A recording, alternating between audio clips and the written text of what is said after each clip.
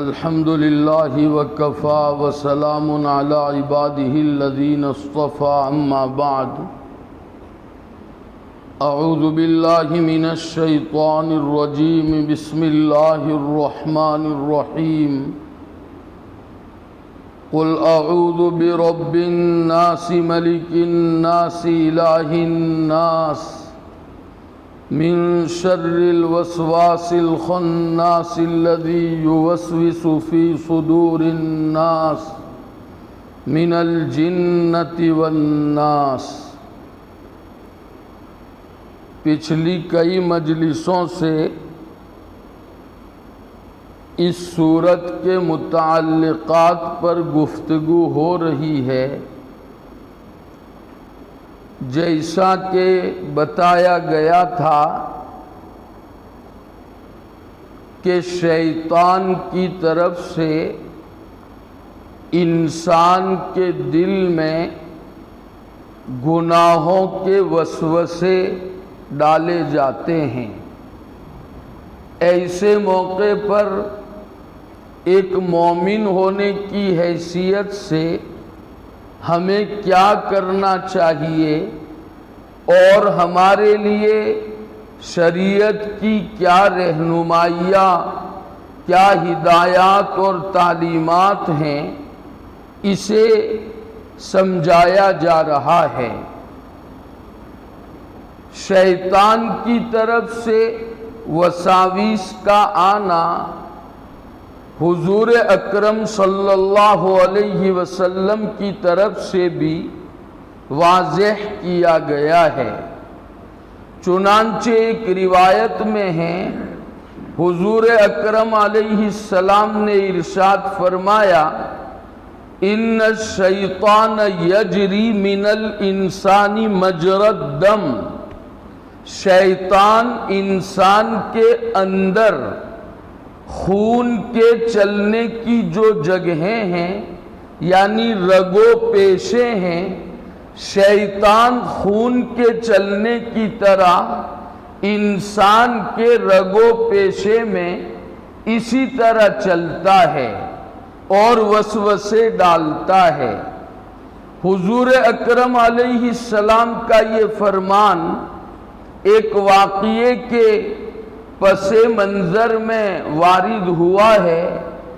واقعہ یہ ہوا تھا کہ حضور اکرم صلی اللہ علیہ وسلم ایک مرتبہ اعتکاف میں بیٹھے ہوئے تھے مسجد نبوی میں۔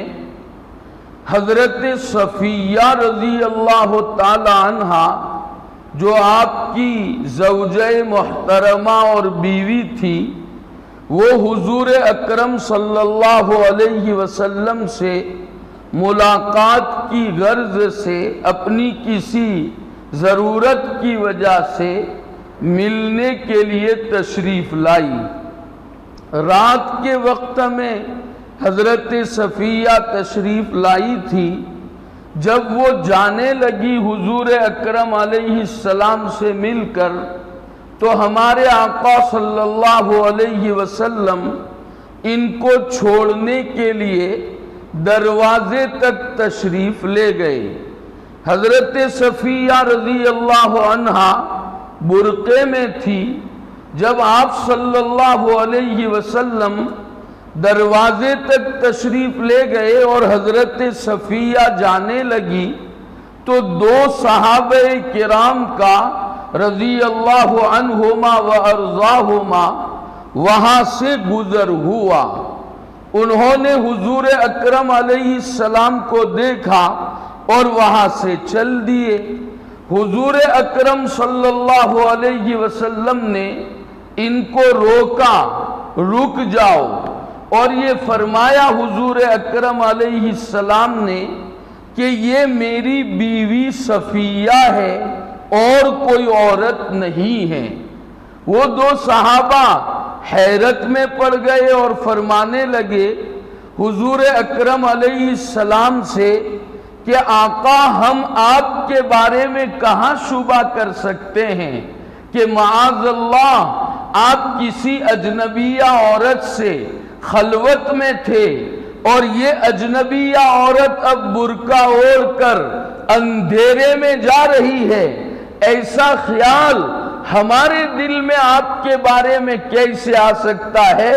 اس کا سوال ہی نہیں پیدا ہوتا۔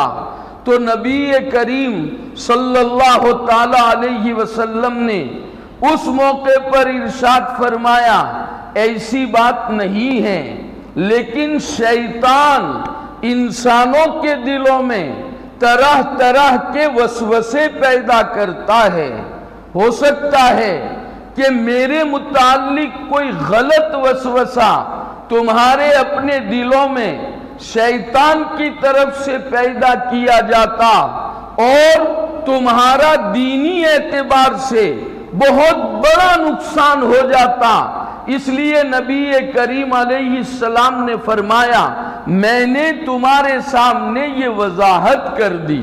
علماء نے اس مقام پر لکھا ہے کہ آدمی کو تہمت کی جگہوں سے اپنے آپ کو بچانا چاہیے، کوئی ایسی جگہ نہ جائے، کوئی ایسی حرکت نہ کرے جس سے دوسرے لوگوں کو تہمت لگانے کا موقع ملے، اور اگر اتفاق سے کوئی ایسا موقع آ جائے تو وضاحت کر دے تاکہ سامنے والا بدظن نہ ہو اور وہ تم پر کوئی تہمت لگا کر اپنے دین کو خراب نہ کر لے۔ جب یہ موقع تھا کہ یہاں تہمت لگ سکتی تھی، شیطان وسوسہ ڈال سکتا تھا، حضور اکرم صلی اللہ تعالی علیہ وسلم نے وضاحت فرما دی کہ یہ کوئی اور عورت نہیں ہے، یہ میری بیوی اور زوجہ صفیہ ہے رضی اللہ عنہا و ارضاہا۔ اور ہمارے آقا صلی اللہ تعالی علیہ وسلم تو انتہائی درجہ شفیق اور مہربان تھے اپنی امت پر، کبھی گوارا نہیں فرماتے تھے کہ کسی کا کوئی دینی نقصان ہو جائے یا کوئی دنیاوی نقصان کا شکار ہو جائے، حضرت اس کو گوارا نہیں فرماتے تھے۔ مجھے ترمذی شریف کی ایک روایت یاد آئی جس کو امام ترمذی نور اللہ مرقدہ نے ابواب الطب میں نقل فرمایا ہے۔ علاج و معالجہ کی لائن کی جو احادیث شریفہ آپ نے جمع فرمائی ہے اس میں یہ روایت نقل فرمائی ہے۔ ایک بات اور سمجھے، علاج و معالجہ کے تعلق سے حضور اکرم صلی اللہ تعالی علیہ وسلم نے متعدد رہنمائیاں اس امت کی فرمائی ہے۔ اس شعبے میں بھی امت کو محروم نہیں رکھا ہے، اس لائن کی بھی رہنمائیاں ہیں، لیکن حضرات علماء نے لکھا ہے کہ علاج و معالجہ کے تعلق سے حضور اکرم علیہ السلام نے امت کی جو رہنمائی فرمائی ہے اس کا تعلق مشورے کے ساتھ ہے، یعنی آپ نے بطور مشورے کے طور پر یہ رہنمائیاں فرمائی ہے تاکہ امت اس سے فائدہ اٹھائے۔ یہ امور شرعیہ نہیں ہے، شرعی امور و احکام نہیں ہیں جن کا بندوں کو مکلف بنایا گیا ہے۔ اب آپ اندازہ لگائے جو حضور اکرم علیہ السلام کی رہنمائیاں خالص مشورے کے طور پر ہیں، وہ امور شرعیہ نہیں ہیں، بندوں کو ان کا مکلف نہیں کیا گیا، اس میں جب بندوں کے اتنے نفع ہیں کہ رہتی دنیا تک لوگ حضور اکرم علیہ السلام کے ان فرامین سے فائدہ اٹھاتے رہیں گے، تو جو امور شرعی کہلائے جاتے ہیں جن کا انسانوں کو مکلف بنایا گیا ہے اس میں کتنے انوار اور کتنے فائدے، کتنے منافع اور کتنی مصلحتیں ہوگی، ہر شخص سے اس کا اندازہ لگا سکتا ہے۔ یہ بات اور ہے کہ ایمان کی کمزوری کی وجہ سے آدمی یہ سوچ لیتا ہے کہ جن امور و احکام کا اللہ نے ہمیں مکلف بنایا ہے ان سے تو صرف ہمارا اخروی نفع متعلق اور وابستہ ہے، ان احکام کو بجا لانے سے جسمانی اور دنیاوی کوئی فائدہ ہمیں نہیں ہوتا ہے۔ ایمان کی کمزوری کی وجہ سے ہم ایسا سمجھتے اور خیال کرتے ہیں، واقعہ یہ ہے جن امور اور جن احکام سے آخرت سنور جاتی ہو، کیا ان امور سے انسان کی دنیا نہیں بنے گی؟ جسمانی فوائد اور جسمانی صحت کیا اس کو حاصل نہیں ہوگی؟ بالیقین ہوگی۔ اس لیے شریعت میں اللہ تعالیٰ نے ایسے منافع اور ایسے فوائد اور ایسی مصلحتیں رکھی ہے۔ بہرحال میں یہ کہہ رہا تھا کہ ابواب الطب میں حضرت الامام علیہ الرحمہ نے ایک روایت نقل فرمائی ہے کہ ہمارے آقا محمد الرسول اللہ صلی اللہ تعالی علیہ وسلم جب مرض وفات میں مبتلا ہوئے، اس بیماری میں جس میں حضور اکرم صلی اللہ تعالی علیہ وسلم کا وصال ہو گیا، جب آپ صلی اللہ علیہ وسلم پر کچھ بے ہوشی سی طاری ہونے لگی اخیر میں، تو گھر والوں نے ایسا سمجھا کہ حضرت کو نیمونیا ہو گیا ہے، اور نیمونیا کا علاج حضور اکرم صلی اللہ تعالی علیہ وسلم نے یہ بتایا تھا کہ اگر نیمونیا کی وجہ سے داہنے پہلو میں درد ہے تو زبان بائیں طرف کی جائے اور منہ کے داہنے کونے میں دوا ڈالی جائے، اور اگر بائیں طرف درد ہے تو زبان داہنی طرف کی جائے اور بائیں جانب میں منہ کے گوشے میں دوا ڈالی جائے۔ یہ نیمونیا کا علاج تھا جس کو لدود کہا جاتا ہے عربی زبان میں۔ حضور اکرم علیہ السلام کے بارے میں گھر والے سمجھے کہ آپ کو نیمونیا ہو گیا ہے تو آپ کو لدود کرنا چاہیے۔ حضرت سے پوچھا کہ حضرت ہم لدود کر دیں آپ کو؟ حضور اکرم صلی اللہ علیہ وسلم نے منع فرمایا کہ مجھے نیمونیا نہیں ہے، لہذا مجھے لدود نہ کیا جائے۔ پھر حضور اکرم علیہ السلام پر بے ہوشی طاری ہو گئی۔ گھر والوں نے شفقت اور مہربانی کرتے ہوئے حضرت کو لدود کر دیا، حالانکہ حضرت نے اشارہ فرمایا تھا کہ مجھے اس کی ضرورت نہیں ہے، مجھے نیمونیا نہیں ہوا ہے۔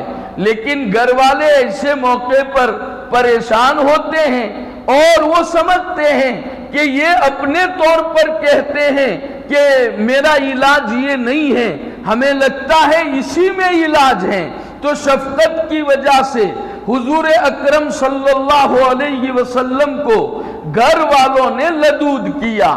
حضرت کو جب ہوش آیا تو آپ نے اپنے منہ مبارک میں دوا کا اثر محسوس کیا۔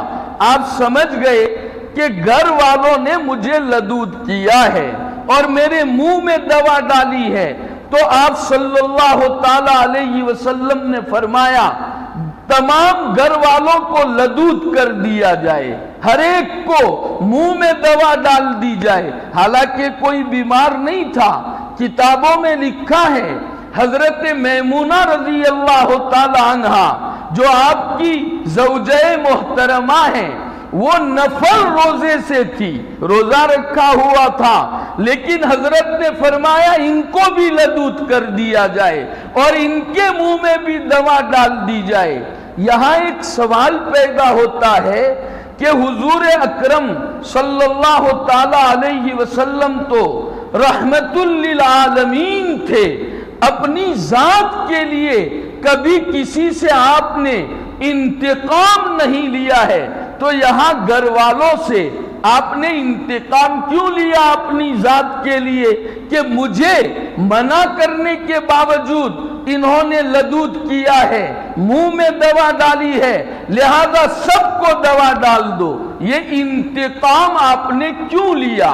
حضرات محدثین اور شراح نے یہاں بڑی عجیب وجہ ارشاد فرمائی ہے۔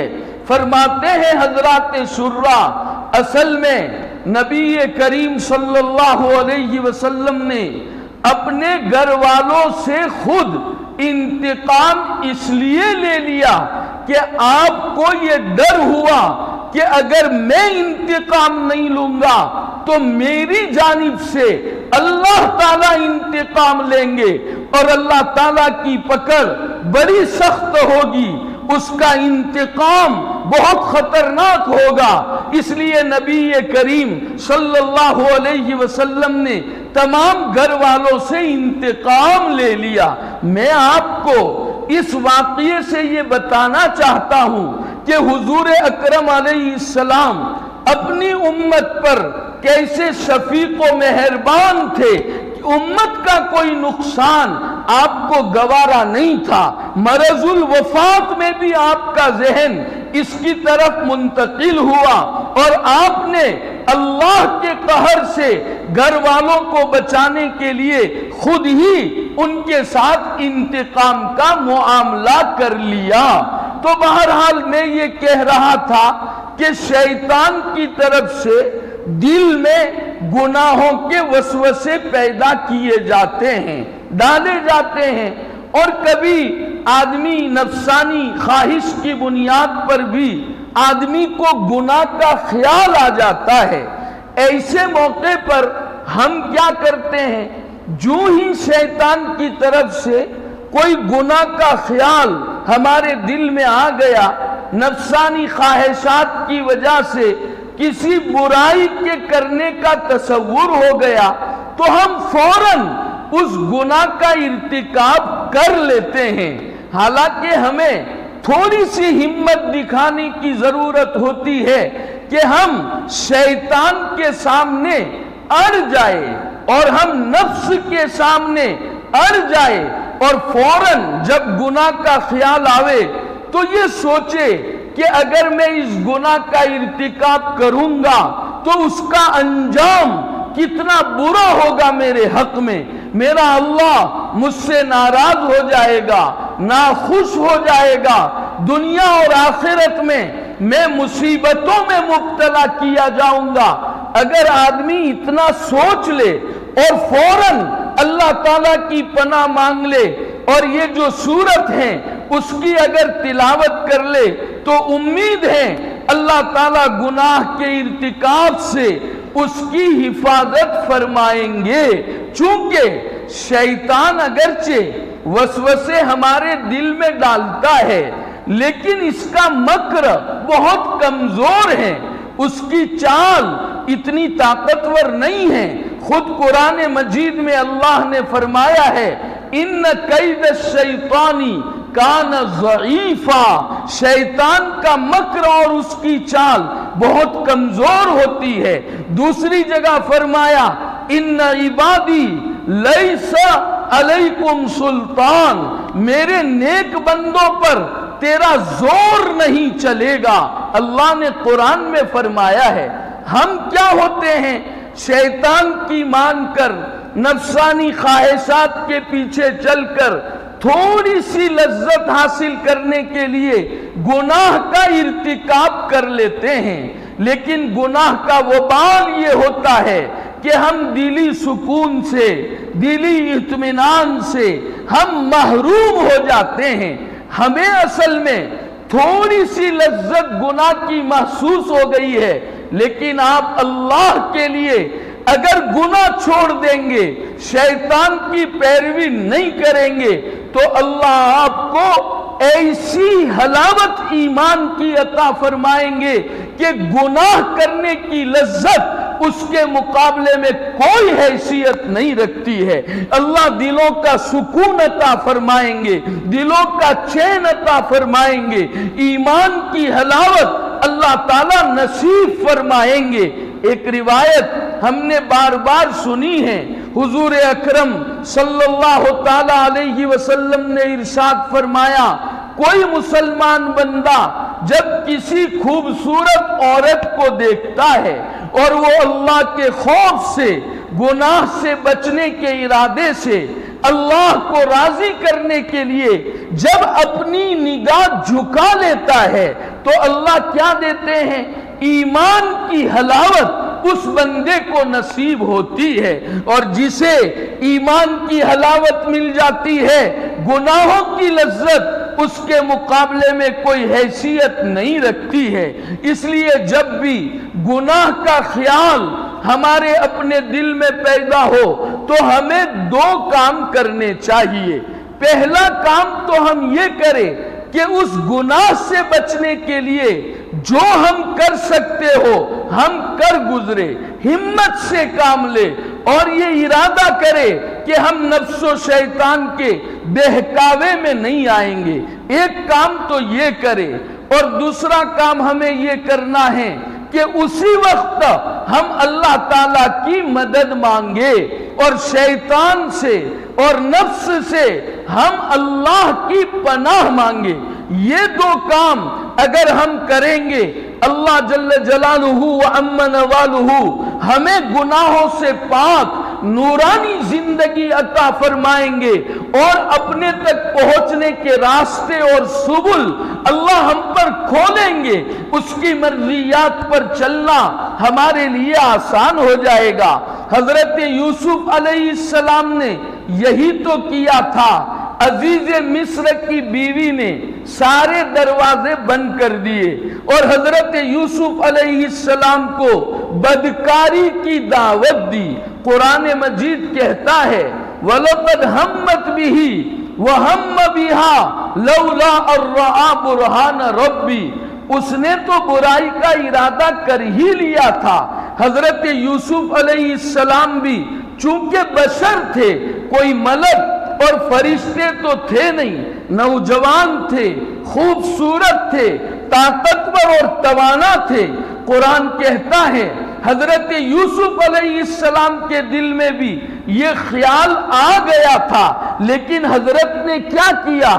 ایک کام تو یہ کیا کہ گناہ سے بچنے کے لیے جو کر سکتے تھے وہ حضرت نے کیا، دروازے کی طرف دوڑے، حالانکہ سارے دروازے بند تھے، ان پر تالے پڑے ہوئے تھے، اپنے بس کی کوشش فرمائی اور فوراً اللہ رب العزت کی طرف متوجہ ہوئے اور فرمایا وَإِلَّا تَصْرِفْ عَنِّي كَيْدَهُنَّ أَصْبُ إِلَيْهِنَّ وَأَكُن مِّنَ الْجَاهِلِينَ، اے اللہ اگر تو ان کا مکر مجھ سے نہیں پھیرے گا تو میں بھی گناہ میں مبتلا ہو جاؤں گا اور میرا بیڑا غرق ہو جائے گا، اس لیے تو ان کا مکر مجھ سے پھیر دے اور میری مدد فرما۔ تو اللہ جل جلالہ و عم نوالہ نے حضرت یوسف علیہ السلام کی مدد فرمائی۔ بعض مرتبہ ہم اللہ کی پناہ تو مانگ لیتے ہیں اگر توفیق ہو جاتی ہے، لیکن گناہ سے بچنے کی جو تدبیر ہم کر سکتے ہیں وہ ہم کرنے کے لیے تیار نہیں ہیں۔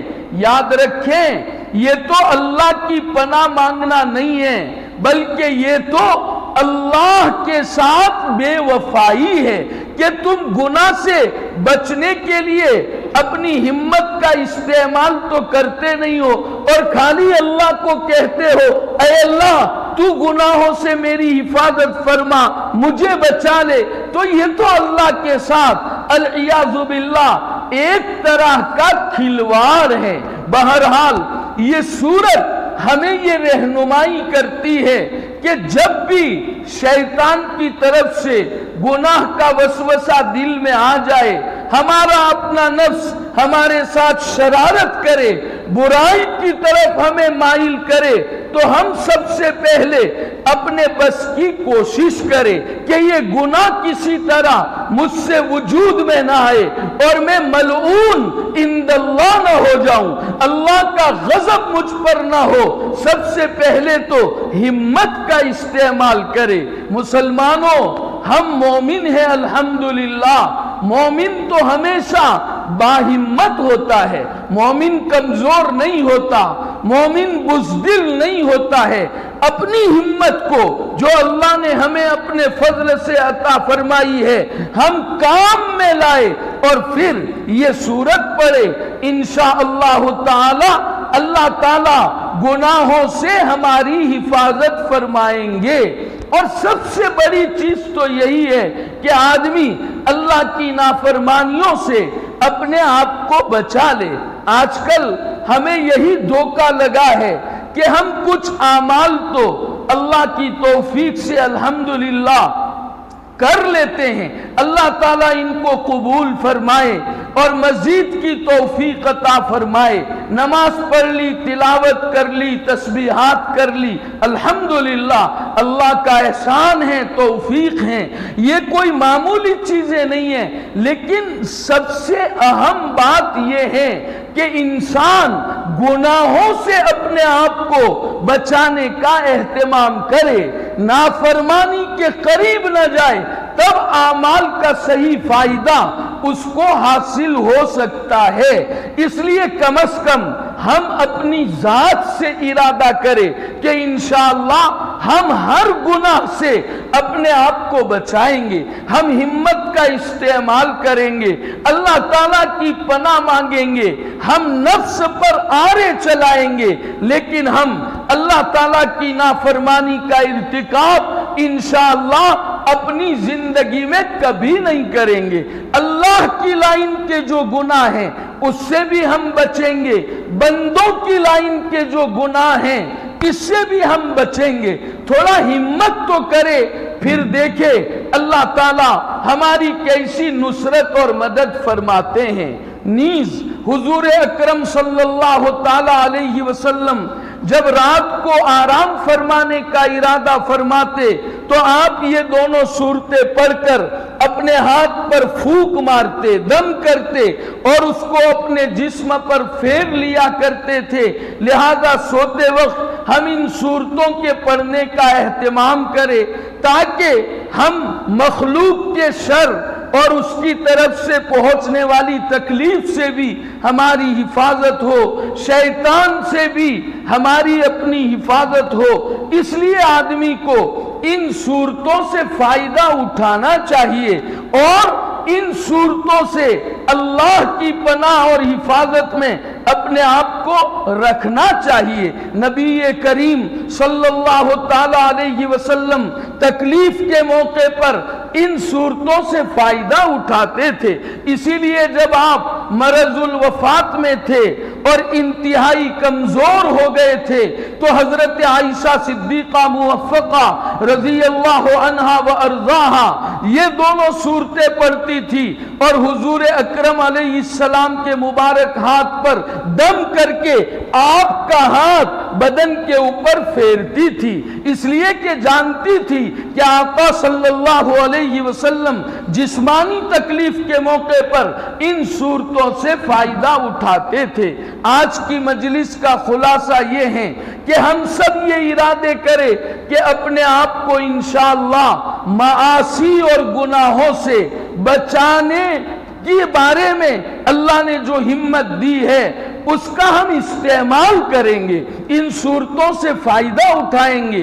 جو ادعیہ حضور اکرم علیہ السلام سے اس سلسلے میں مروی اور منقول ہیں، امام نسائی علیہ الرحمہ نے کتاب التعوذ مستقل کتاب لکھی ہے، وہاں یہ سارے تعوذات جمع فرمائے ہیں کہ نبی کریم صلی اللہ تعالیٰ علیہ وسلم کن کن چیزوں سے اللہ کی پناہ مانگتے تھے۔ ہمارے یہاں کتابچے بھی چھپے ہوئے ہیں، ان تعوذات اور معوذات کا اہتمام ہم اپنی زندگیوں میں لائے اور اپنی ہمت کا استعمال کر کے اللہ کی حفاظت میں اپنے آپ کو رکھ کر ہم معاصی اور گناہوں سے بچنے کا اہتمام کریں۔ اللہ جل جلالہ وعم نوالہ ہمیں توفیق عمل نصیب فرمائے، آمین۔ وآخر دعوانا ان الحمدللہ رب العالمین۔ درود شریف پڑھ لیجیے۔ اللہم لک الحمد کلہ ولک الشکر کلہ وإلیک یرجع الامر کلہ اللہم لا نحصی ثناء علیک انت کما اثنیت علی نفسک اللہم صلی وسلم وبارک علی سیدنا محمد وعلی محبیہ بعدد فضائل لا الہ الا اللہ یا ارحم الراحمین ویا اکرم الاکرمین ویا ذا الجلال والاکرام ویا راحم المساکین۔ پیارے اللہ، ہم گناہوں سے پاک اور صاف زندگی گزارنے کا تیری توفیق سے ارادہ کرتے ہیں، لیکن میرے مولا ہم آپ کے بہت کمزور اور ضعیف بندے ہیں۔ شیطان اور نفس کے بہکاوے میں آ کر ہم سے گناہوں کا ارتکاب ہو جاتا ہے۔ اے اللہ، ہم تیری مدد چاہتے ہیں، تیری حفاظت کی درخواست کرتے ہیں۔ اے اللہ، ہمیں اپنی حفاظت سے نواز دیجئے، اپنی رحمتوں سے نواز دیجئے۔ ہر چھوٹے بڑے گناہ سے اے اللہ ہماری حفاظت فرما دیجئے۔ اے اللہ، گناہوں کی وجہ سے ہم اعمال صالحہ کی لذتوں سے محروم ہوتے جا رہے ہیں۔ اے اللہ، ہمیں سجدوں کا مزہ نہیں آتا ہے، گناہوں کے وبال کی وجہ سے دل سیاہ ہو گئے ہیں۔ اے اللہ، دل تیری طرف راغب اور رجوع نہیں ہو رہے ہیں۔ پیارے اللہ، ہماری مدد فرما دیجئے۔ اے اللہ، ہمیں گناہوں سے پیچھا چھڑا دیجئے۔ ہر چھوٹے بڑے گناہ کی نفرت اے اللہ ہمارے اپنے دل میں ڈال دیجئے۔ اے اللہ، نہایت پاک اور صاف زندگی گزارنے کی توفیق عطا فرما دیجئے۔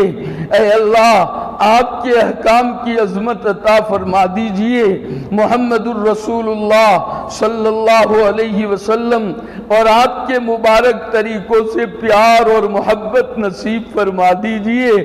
اے اللہ، زندگی کی ہر نقل و حرکت میں آپ کی مرضی اور محمد الرسول اللہ علیہ السلام کی عین سنت سمجھا کر اس پر عمل کرنے کی توفیق و سعادت سے مالا مال فرما دیجئے۔ اے اللہ، تمام رذائل سے پاک و صاف فرما کر مکارم اخلاق سے مزین فرما دیجئے۔ اے اللہ، آپ کی ذات و صفات کی معرفت کے انوار سے ہمارے اپنے قلوب منور فرما دیجئے۔ اے اللہ، ضائع ہونے سے ہمیں بچا لیجئے۔ اے اللہ، تیرے نیک اور محبوب بندوں میں سے بنا دیجئے۔ اپنی شان ربوبیت سے ہماری بہترین تربیت فرما کر عافیت کے ساتھ ہمیں اپنے مقرب بندوں میں شامل اور داخل فرما دیجئے۔ اے اللہ، ہمیں اپنی اصلاح کا فکر نصیب فرما دیجئے۔ اے اللہ، ہمارے اپنے معاشرے کی اصلاح فرما دیجئے۔ اے اللہ، اس بستی پر خصوصی رحمتیں اور برکتیں نازل فرما دیجئے۔ اے اللہ، دینی لائن سے جتنے کام اس بستی میں ہو رہے ہیں اے اللہ ان میں خوب برکتیں پیدا فرما دیجئے۔ بستی میں رہنے والے ہر فرد کے دل میں دین کی عظمت اور گناہوں کی نفرت اپنے فضل سے پیدا فرما دیجئے۔ اے اللہ، بدعات اور گناہوں کا دور دورہ اور سلسلہ ختم فرما دیجئے۔ سنتوں کے نور سے اے اللہ اس بستی کو منور فرما دیجئے۔ اے اللہ، امت مسلمہ کے حال پر رحم فرما دیجئے۔ پوری امت کو استغفار اور انابت اور توبہ کی توفیق عطا فرما دیجئے۔ اسلام کا بول بالا فرما دیجئے۔ مسلمانوں کو عزت سے نواز دیجئے۔ اے اللہ، ہمارے اس ملک میں اور پورے عالم میں امن و امان قائم فرما دیجئے۔ ظلم و زیادتیاں ختم فرما دیجئے۔ حضور اکرم علیہ السلام نے جتنی بھلائیاں مانگی ہے ہمیں اور پوری امت کو نصیب فرما دیجئے۔ جن شرور سے پناہ چاہی ہے ہماری اور پوری امت کی پوری حفاظت فرما دیجئے۔ اے اللہ، ہم آپ سے مانگ کر کبھی محروم نہیں ہوئے ہیں، اس مرتبہ بھی اور آئندہ بھی کبھی محروم نہ فرمائیے۔ وصلی اللہ علی النبی الکریم برحمتک یا ارحم الراحمین، آمین، بحرمت سید المرسلین صلی اللہ علیہ وسلم۔